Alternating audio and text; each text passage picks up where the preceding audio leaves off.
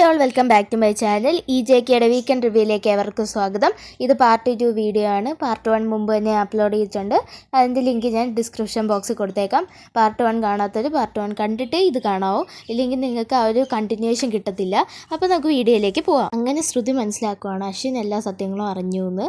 അതുകൊണ്ട് തന്നെ അന്ന് രാത്രി ശ്രുതി വീട്ടിൽ ചെന്നതിന് ശേഷം ശ്രുതിയുടെ മനസ്സിൽ അശ്വിൻ പറഞ്ഞ വാക്കുകൾ മാത്രമായിരിക്കും, അതായത് അശ്വിൻ തെറ്റിദ്ധാരണയുടെ പുറത്ത് പറഞ്ഞ ആ വാക്കുകൾ. അങ്ങനെ ശ്രുതി മനസ്സിൽ ഇങ്ങനെ വിചാരിക്കുന്നുണ്ട്, എന്തായാലും അശ്വിൻ സാർ എല്ലാ സത്യങ്ങളും അറിഞ്ഞു, അതുകൊണ്ട് തന്നെ ഇനി ഞാനൊന്ന് മറച്ചു വയ്ക്കേണ്ട ആവശ്യമില്ല. എല്ലാ കാര്യങ്ങളും അശ്വിൻ സാറിന് മനസ്സിലായി. അതുമാത്രമല്ല, ഒരു തെറ്റിദ്ധാരണയുടെ പുറത്താണ് അശ്വിൻ സാറ് പറഞ്ഞതും. ഞാനും ശ്യാമും തമ്മിൽ എന്തോ ബന്ധമുണ്ടെന്നൊക്കെയാണ് അശ്വിൻ സാറ് തെറ്റിദ്ധരിച്ച് വെച്ചിരിക്കുന്നത്. അതുകൊണ്ട് തന്നെ അശ്വിൻ സാറിൻ്റെ അടുത്ത് പറയണം ശ്യാം ആരാണെന്നും ശ്യാം എങ്ങനെയാണ് എൻ്റെ ജീവിതത്തിൻ്റെ ഒരു ഭാഗമായിരുന്നത് ഉള്ള കാര്യങ്ങളെല്ലാം തന്നെ പറയണം എന്നിങ്ങനെ ശ്രുതി തീരുമാനിക്കുകയാണ്. അങ്ങനെ അടുത്ത ദിവസം ശ്രുതി ഇങ്ങനെ അശ്വിനോട് സത്യങ്ങൾ പറയാനായിട്ട് ഇങ്ങനെ അശ്വിനെ തിരഞ്ഞു നടക്കുന്നുണ്ട്.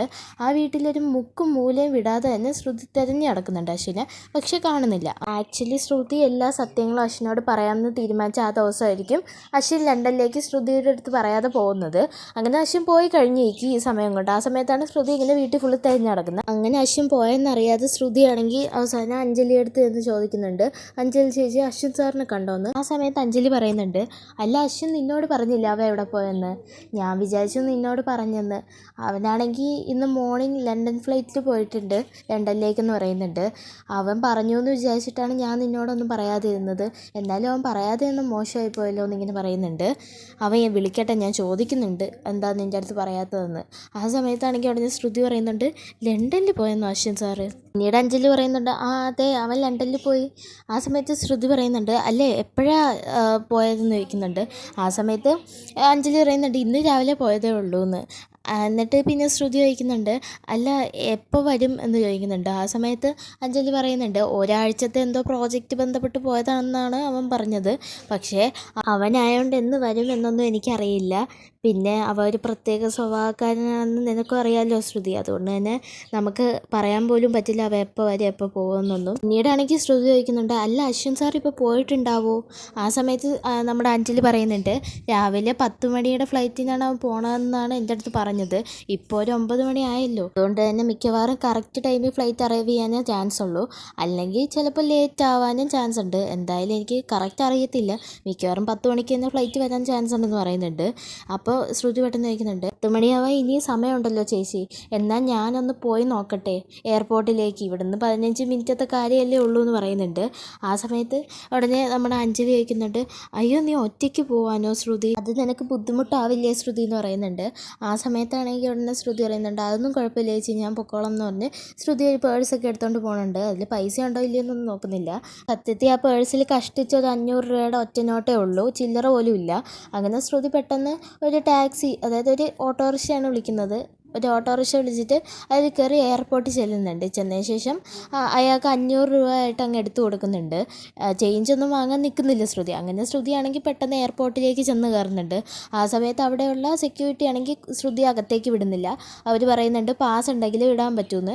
അപ്പോൾ ശ്രുതി പൈസ എടുക്കാൻ നോക്കുമ്പോൾ പൈസയില്ല. അങ്ങനെ ശ്രുതി തിരിച്ച് ആ ഓട്ടോക്കാരൻ്റെ അടുത്തേക്ക് ഒന്ന് പൈസ മേടിക്കാമല്ലോ എന്ന് വിചാരിച്ച് ചെല്ലുമ്പോഴത്തേക്ക് അയാൾ പോയി കഴിഞ്ഞിട്ടുണ്ടാവും. അങ്ങനെ ശ്രുതി തിരിച്ച് വരുന്നുണ്ട് എയർപോർട്ടിലേക്ക്. ആ സമയത്താണെങ്കിൽ ശ്രുതി ഇങ്ങനെ എയർപോർട്ടിൻ്റെ ഗ്ലാസ്സിലേക്ക് നോക്കുമ്പോൾ അശ്വിനെ കാണാം, പക്ഷേ അശ്വിൻ കുറച്ച് ദൂരെ ആയിരിക്കും. അപ്പോൾ വിളിച്ചാൽ വന്ന് കേൾക്കാൻ സാധ്യതയില്ല. അങ്ങനെ അശ്വിനെ ഇങ്ങനെ മനസ്സിൽ ഇങ്ങനെ ശ്രുതി അശ്വിൻ സാറിന് ഇങ്ങനെ പറയുന്നുണ്ട്. ആ സമയത്ത് എന്തോ ഒരു ഉൾവിളി പോലെ അശ്വിന് ശ്രുതി ഇവിടെ എവിടെയോ ഉള്ളതുപോലെ തോന്നും. അങ്ങനെ അശ്വിൻ ഇങ്ങനെ എണീച്ച് നോക്കുമ്പോഴത്തേക്ക് ശ്രുതിയെ കാണും. അങ്ങനെ അശ്വിനാണെങ്കിൽ ഒരു സന്തോഷത്തിൽ ഇങ്ങനെ പുറത്തേക്ക് ഓടി ചെല്ലുന്നുണ്ട് ശ്രുതിയുടെ അടുത്തേക്ക്. പിന്നീടാണെങ്കിൽ അശ്വിൻ ശ്രുതിയുടെ അടുത്തേക്ക് വരുന്നുണ്ട്. എന്നിട്ട് ശ്രുതിയുടെ അടുത്ത് ചോദിക്കുന്നുണ്ട്, അല്ല നീ എന്താ ഇവിടെ എന്ന്. ആ സമയത്ത് ശ്രുതി പറയുന്നുണ്ട്, അത് പിന്നെ അശ്വിൻ സാർ എനിക്കൊരു പ്രധാനപ്പെട്ട കാര്യം പറയാനുണ്ട്, എനിക്കൊരു 10 മിനിറ്റ് സമയം തന്നാൽ മതി എന്ന് പറയുന്നുണ്ട്. ആ സമയത്ത് തന്നെ അശ്വിൻ പറയുന്നുണ്ട്, എനിക്ക് ഫ്ലൈറ്റിന് സമയമായി എന്ന് പറയുന്നുണ്ട്. ആ സമയത്ത് ശ്രുതി പറയുന്നുണ്ട്, അയ്യോ സാർ പോവല്ലേ, എനിക്ക് ഈ കാര്യം പറഞ്ഞേ പറ്റത്തുള്ളൂ, ഒരാളൂടെ വന്നാൽ മതി, അപ്പം തന്നെ ഞാൻ പറയും എന്ന് പറയുന്നുണ്ട്. എന്നിട്ട് ശ്രുതിയാണെങ്കിൽ കുറച്ചങ്ങോട്ട് മാറി എന്നിട്ട് ശ്യാമിനെ ആയിരിക്കും വിളിക്കുന്നത്. എന്നിട്ട് ശ്യാമിനെ വിളിച്ചിട്ട് പറയുന്നുണ്ട്, നിങ്ങൾ വേഗം എയർപോർട്ടിൽ വരണം, എന്നിട്ട് അശ്വിനോട് എല്ലാ കാര്യങ്ങളും പറയണം, ഞാൻ നിങ്ങളെ ഒരിക്കൽ പോലും പ്രണയിച്ചിട്ടില്ല, അതുപോലെ തന്നെ നിങ്ങളാണ് എൻ്റെ ജീവിതം ഇങ്ങനെയൊക്കെ ആക്കിയെന്നുള്ള എല്ലാ എല്ലാ കാര്യങ്ങളും പറയണം എന്ന് പറയുന്നുണ്ട്. ഇതേക്കുന്ന ശ്യാമാണെങ്കിൽ ആ സമയത്ത് വലിയ സത്യവാനായ രീതിയിൽ അതിനെന്താ ശ്രുതി, ഞാൻ വരാമല്ലോ, ഞാൻ വന്നിട്ട് എല്ലാ കാര്യങ്ങളും അശ്വിനോട് വള്ളി പുള്ളി തെറ്റാതെ പറയാം എന്നൊക്കെ വലിയ കാര്യത്തിൽ പറയുന്നുണ്ട്. പക്ഷേ ശ്രുതി അപ്പോഴും വിചാരിക്കുന്നില്ല ശ്യാം എന്ന് പറയുന്ന ഒരാൾ ചതിയനാണ് എന്ന കാര്യം. അതുകൊണ്ട് തന്നെ ശ്രുതി വെള്ളം തൊടാതെ ശ്യാം പറയുന്ന ആ സത്യസന്ധമായ വാക്കുകളെല്ലാം തന്നെ വിശ്വസിച്ച് അവിടെ നിൽക്കുന്നുണ്ട്. എന്നിട്ട് അശ്വിനോട് പറയുന്നുണ്ട് ശ്യാം ഇപ്പോൾ വരും എന്ന് പറയുന്നുണ്ട്. ഇതേക്കുന്ന അശ്വിന് ദേഷ്യം വരുന്നുണ്ട്.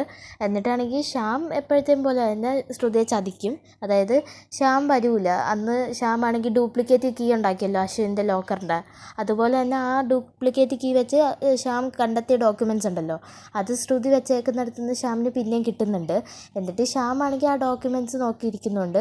എന്നിട്ട് ശ്രുതി പറഞ്ഞ പോലെ എയർപോർട്ടിൽ നിന്ന് ശ്യാം വരത്തില്ല. അങ്ങനെ 10 മിനിറ്റ് ആയതിനു ശേഷം ഇങ്ങനെ അശ്വിൻ പറയുന്നുണ്ട് എനിക്ക് പോകാൻ ടൈമായി, എൻ്റെ ഫ്ലൈറ്റ് ഇപ്പോൾ വരും എന്ന് പറഞ്ഞ് അശ്വിൻ തിരിച്ച് എയർപോർട്ടിലേക്ക് കയറി പോകുന്നുണ്ട്. അപ്പോൾ ഈ രേഖകൾ കിട്ടിയ സന്തോഷത്തിൽ ശ്യാം എന്ത് ചെയ്യുമെന്ന് വെച്ചാൽ പുതിയൊരു പ്ലാൻ ആസൂത്രണം ചെയ്യും. എന്നിട്ട് ശ്രുതി പറഞ്ഞതനുസരിച്ച് അശ്വിൻ ഇപ്പോൾ എയർപോർട്ടിൽ ഉണ്ടെന്ന് ശ്യാമിന് മനസ്സിലാവും.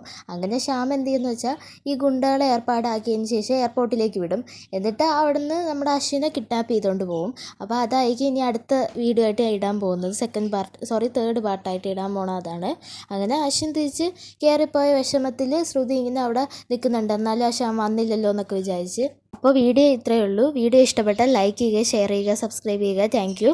പിന്നെ ഫസ്റ്റ് പാർട്ട് കാണാത്തവർക്ക് വേണ്ടിയിട്ട് ഫസ്റ്റ് പാർട്ട് വീഡിയോയുടെ ലിങ്ക് ഞാൻ ഡിസ്ക്രിപ്ഷനിൽ പിൻ ചെയ്തേക്കാം. എല്ലാവരും കയറി കാണണം.